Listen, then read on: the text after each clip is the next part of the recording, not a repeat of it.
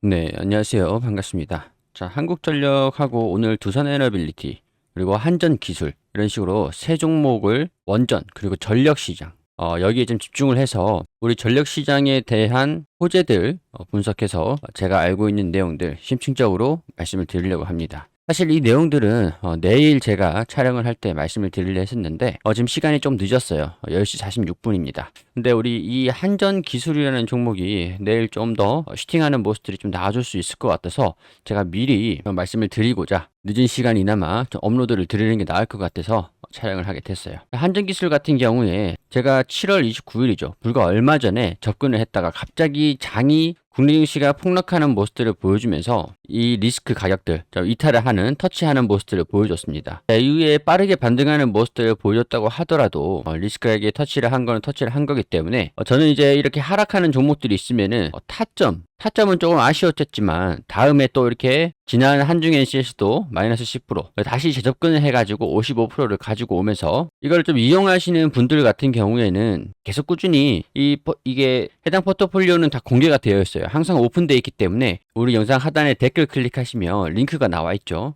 이 링크를 해서 이거 클릭하시면 항상 보실 수가 있어요. 즐겨찾기 해놓으시고 보시는 분들도 계시고 제가 따로 뭐 대가를 받고 진행하는 게 아니고 그냥 무료로 전부 다 오픈을 해놓는 거기 때문에 이거를 잘 보시는 분들 같은 경우에서는 이렇게 제가 하락으로 표시를 했다고 하더라도 다시 접근을 할 때 대응을 잡는 포인트로 이용하시는 방법들도 있겠죠. 자, 오늘 갑자기 내일이면은 슈팅을 할 것 같아서 일단은 이 한전기술 96,800원이 될 것 같습니다.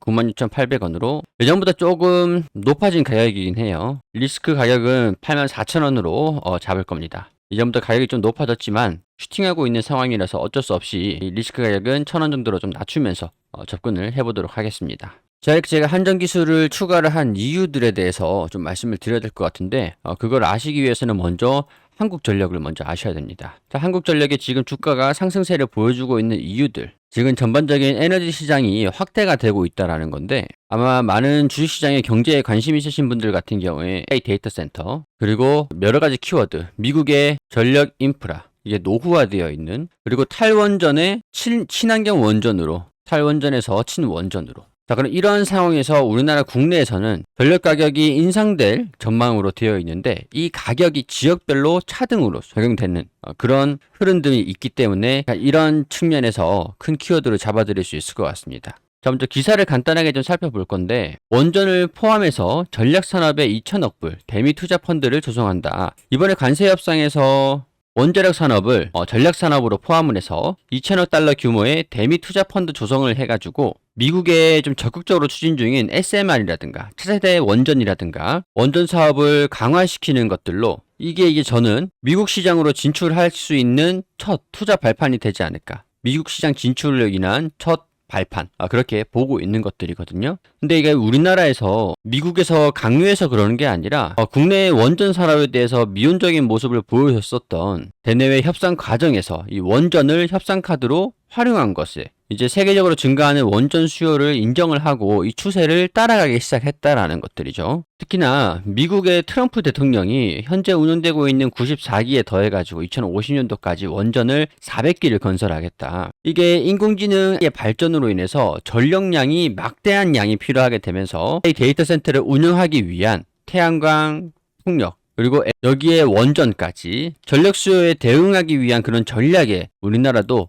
따라갈 수밖에 없게 됐다라는 거죠. 자, 이런 식으로 투자 펀드를 활용하게 되면서 미국의 원전 시장에 간접적으로 진출하게 된다고 하면 당연히 이 수혜는 한국 수력 원자론 그리고 한국전력, 두산에너빌리티 이런 기업들의 수혜를 받을 수가 있을 겁니다. 미국 원전 기업이랑 국내 협력 기업의 대표적으로는 두산에너빌리티가 있을 것 같은데 뉴스케일 파워뿐만 아니라 테라파워 지분을 어느 정도 가지고 있는 상태고 웨스팅하우스에서도 기자재를 제작하고 공급을 하는 주기기 제작 업체죠. 원전 업계에서 파운드리로 뽑고 있는 기업입니다. 원전의 파운드리냐? 우리 반도체 파운드리처럼 TSMC 모르시는 분들 없으시죠? 수주가 들어오면은 수주가 들어온 만큼 판매를 해주는, 생산해서 판매해주는 그런 기업인데 주기기에 수주가 들어오면 두산에너빌리티가 기자재들을 만들어서 공장을 가동을 시켜서 이 원전 주기기를 공급을 하게 되는 지분이 미국 원전 기업에 많은 지분들이 투자가 되어 있습니다.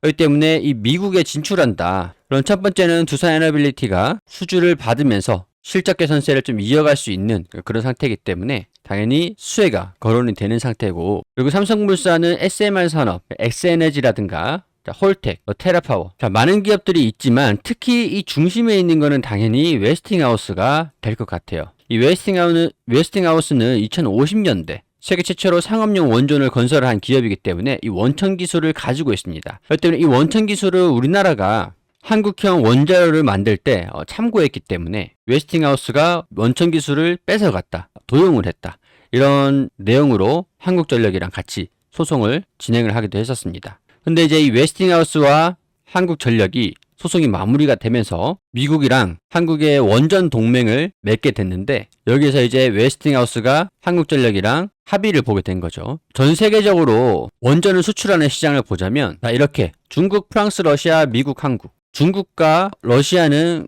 공산 진영이고, 프랑스, 미국, 한국, 서방 진영이랑 공산 진영이랑 좀 자본주의냐, 민주주의냐, 공산주의냐, 여기 좀 나뉘게 되죠, 정책이. 미국이 가장 두려워하는 게 미국의 원전 기술이 러시아라든가 중국으로 유출이 될까봐. 이게 막상 웨스팅하우스가 이 원전 기술을 가지고 중동에다가 건설을 하려고 하니까 중동을 통해서 중국이나 러시아로 이 원전 기술이 넘어갈까봐 경계를 하게 되는 거죠. 그래서 웨스팅하우스는 유럽에 집중을 하기로 합니다. 대신 한국은 체코 수주를 마지막으로, 체코 원전을 마지막으로 수주를 받고, 그 다음에 유럽을 제외한 동아시아라든가 중동 쪽에 수주를 맡기로 합니다. 자, 어찌됐든 간에 웨스팅하우스가 유럽을 맡고 미국 시장에도 집중을 하고, 한국 같은 경우는 아시아와 중동에서 중국과 러시아 그리고 프랑스와 경쟁을 한다, 이렇게 합의가 된 걸로 저는 알고 있어요. 그렇게 발표를 한 건 아니지만 그렇게 이해를 하고 있는 겁니다. 그래서 과거에 바라카 원전을 가지고 미국이랑 중동이랑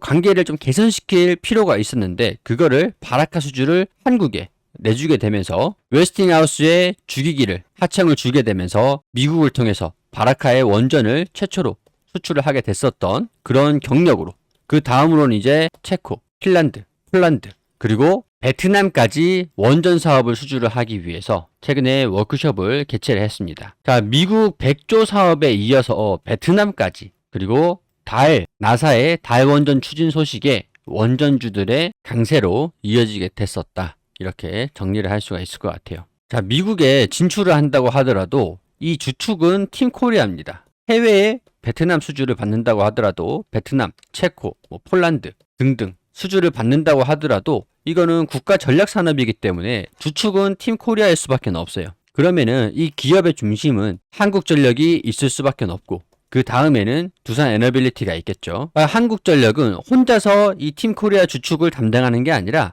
자회사가 있죠. 한전 KPS가 있고 한전 기술이 있습니다. 이 한국전력이 과거에는 이 전력 가격이 낮은 상태에서 원자재 비용, 전력을 생산하는 단가가 원자재 비용인 증가되면서 우리 팬데믹 시절에 적자를 굉장히 크게 본 적이 있었는데, 지금은 이 전력 가격을, 판매 가격을 증가시키고 원전이 이 전력의 생산 단가가 굉장히 낮아요. 그렇기 때문에 전력 가격 인상과 원전 가동률 상향으로 인해서 이익률이 많이 증가하게 됩니다. 그래서 최근에 이렇게 주가가 이익률 개선으로 인해서 높은 부채를 탕감할 수 있을 거라는 기대감으로 주가가 많이 올라갔고, 원전에 대한 기대감들이 추가적으로 계속 반영되고 있는 상태라는 거죠. 두산에너빌리티도 마찬가지고 원전 수주에 대한 기대감으로 주가가 크게 상승하고 있고 여전히 이 추세를 유지하고 있는 상태입니다. 자, 사실상 제가 두산에너빌리티를 포트폴리오에 추가하던가 한국전력을 추가할 수도 있겠지만,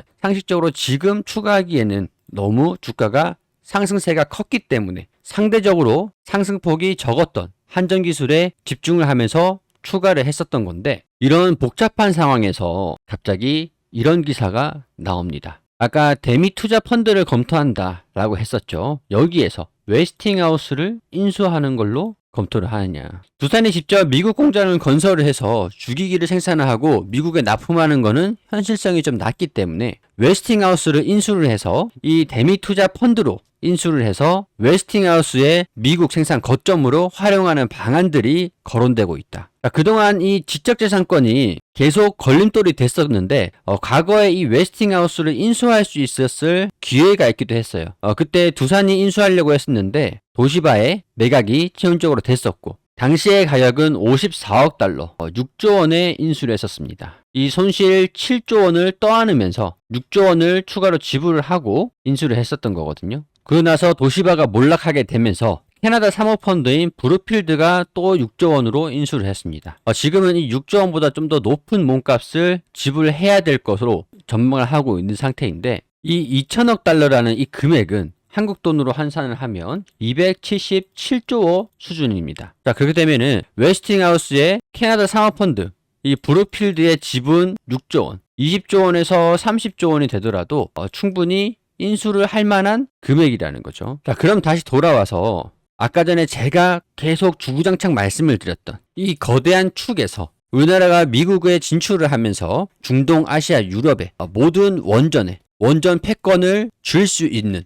그런 핵심 키워드는 웨스팅하우스 인수가 된다라는 얘기인데, 그럼 이 웨스팅하우스를 정부가 투자하는 270조에 달하는 대미 투자 펀드에서 진행이 된다고 한다면 당연히 이 주축은 팀 코리아가 된다는 이야기가 되겠고, 팀 코리아 안에는 한국전력, 그리고 두산 에너빌리티, 한국전력의 자회사, 한전 KPS, 한전기술, 이 중에서 이 두 기업은 주가가 많이 올라갔기 때문에 한전기술을 제가 단기적으로 집중하는 이유가 될 것 같아요. 조금 복잡한 내용이 되기도 했는데 어찌됐든 간에 이 한전기술, 이게 현실이 될지 안 될지는 모르겠습니다만 지금 원전의 업황이 너무나 좋기 때문에 이런 장황한 내용이 아니더라도 긍정적인 흐름들 이어질 거라고 보고 있습니다. 따라서 한전기술 이전의 손실분 다시 한번 회복시키려고 접근을 한다라는 말씀을 드리고 리스크 가격은 84,000원입니다. 투자 의견은 아니기 때문에 우리 단순히 포트폴리오는 제가 추가하고 영상을 촬영할 때마다 이렇게 영상들 링크 올려드리고 있습니다. 다른 종목들도 좋은 종목들, 분석된 내용들 올려드리고 있는데 제가 이렇게 꾸준히 영상을 촬영하면서 포트폴리오도 그리고 공부방도 대가 하나 없이 여러분들께, 구독자분들께 제공을 해드리기 위해서 댓글로 간단하게 응원을 좀 해주셨으면 좋겠어요. 1번이라고 올려주시면 이 1번은 화이팅해라라고 저에게 보내주시는 응원이라고 참고하겠습니다. 자, 구독, 좋아요도 부탁드리고 응원해 주시기 위해서 댓글에 1번이라고 올려주시면 대단히 감사드린다는 말씀 드리도록 할게요. 자, 한전기술 추가적으로 긍정적인 움직임들 보여주길 바라보면서 저는 여기서 마무리하도록 하겠습니다.